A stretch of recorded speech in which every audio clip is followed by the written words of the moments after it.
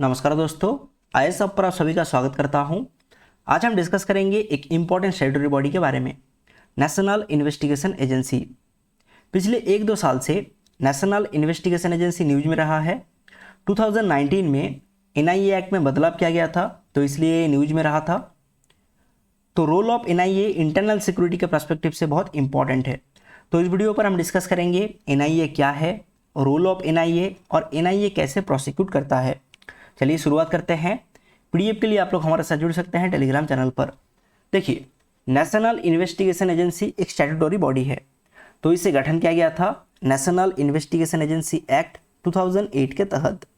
तो एनआईए एक central agency है, तो इसका काम क्या है? इन्वेस्टिगेट करना और प्रोसिक्यूट करना। अगर भारत का sovereignty, security, integrity, security of state, friendly relation with foreign state impact होता है या फिर एडवर्सली इम्पैक्ट होता है, तो फिर एनआईए इन्वेस्टिगेट कर सकता है। अगर भारत में एटॉमिक या फिर न्यूक्लियर फैसिलिटी से रिलेटेड खतरा होता है, तो फिर एनआईए इन्वेस्टिगेट कर सकता है। स्मगलिंग इन high quality counterfeit Indian currency, अगर देश के अंदर फेक इंडियन करेंसी सर्कुलेट होता है, तो फिर एनआईए इन्वेस्टिगेट कर सकता है। तो नेशनल इन्वेस्टिगेशन एजेंसी भारत में काउंटर टेररिस्ट टास्क फोर्स है। जैसे कि एटीएफ है, वैसे ही ये एनआईए, बट दोनों का मकसद अलग है। हेडक्वार्टर कहाँ पर है? न्यू दिल्ली पर है। ब्रांचेस है हैदराबाद पर, गुवाहाटी पर, कोची पर, लखनऊ पर, मुंबई पर, कोलकाता पर, रायपुर पर और जम्मू पर। अब हम बात करेंगे रिक्रूटमेंट प्रोसेस के बारे में। तो डायरेक्ट रिक्रूटमेंट नहीं होता है। जनरली सीनियर आईपीएस ऑफिसर या फिर सीनियर आईआरएस ऑफिसर को रिक्रूट किया जाता है। अब हम बात करेंगे मैंडेट ऑफ एनआईए के बारे में। देखिए, सेक्शन 6 के तहत सेंट्रल गवर्नमेंट के द्वारा केसेस असाइन किया जाता है एनआईए को।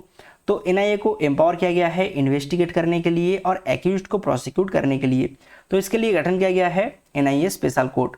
इसके साथ ही साथ एनआईए को एम्पावर किया गया है टेरर रिलेटेड क्राइम से डील करने के लिए। अगर स्टेट के अंदर टेरर रिलेटेड क्राइम होता है, तो फिर स्पेशल परमिशन ऑफ स्टेट नहीं चाहिए एनआईए को इन्वेस्टिगेट करने के लिए, बट सीबीआई इंक्वायरी के लिए special permission of state essential है। तो एनआईए इंप्लीमेंट कर सकता है international treaties, agreement, convention and resolution of the United Nation. अब हम बात करेंगे एनआईए गठन करने के पीछे मेन मकसद क्या था। वैसे तो बहुत सारा सेंट्रल एजेंसी है, जैसे कि सीवीसी है, सीबीआई है और रॉ है, आईबी है, बट एनआईए गठन करने के पीछे मेन मकसद क्या था?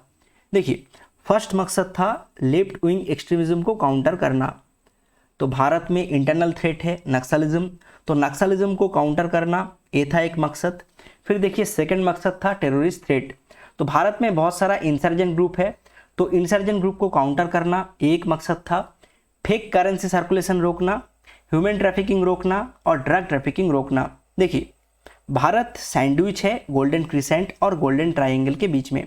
गोल्डन ट्रायंगल है वियतनाम, बर्मा, थाईलैंड, लाओस और गोल्डन क्रिसेंट है ईरान, अफगानिस्तान, पाकिस्तान। तो भारत के साथ बांग्लादेश बॉर्डर है, नेपाल बॉर्डर है और पाकिस्तान बॉर्डर है। तो भारत, नेपाल बॉर्डर, बांग्लादेश बॉर्डर और पाकिस्तान बॉर्डर बहुत पोरस बॉर्डर है। तो यहाँ से ड्रग ट्रैफिकिंग होता है, तो ड्रग ट्रैफिकिंग रोकना ये था एक मकसद एनआईए गठन करने के पीछे।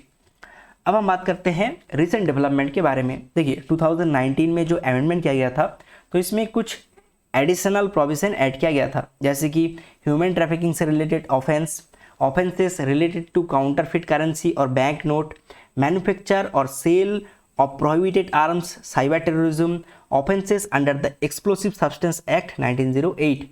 अब हम बात करेंगे रिसेंट अमेंडमेंट इतना विवादित क्यों है। देखिए, वैसे तो लोकसभा में मेजोरिटी से पास हो गया था, बट राज्यसभा में अपोज किया गया था बहुत सारा एमपी के द्वारा। ठीक है, देखिए, शेड्यूल 7 के अंदर सेंट्रल लिस्ट है, स्टेट लिस्ट है और कॉन्करेंट लिस्ट है। तो पब्लिक ऑर्डर और पब्लिक फोर्स ये आता है स्टेट लिस्ट के अंदर, और क्रिमिनल लॉ आता है कॉन्करेंट लिस्ट के अंदर।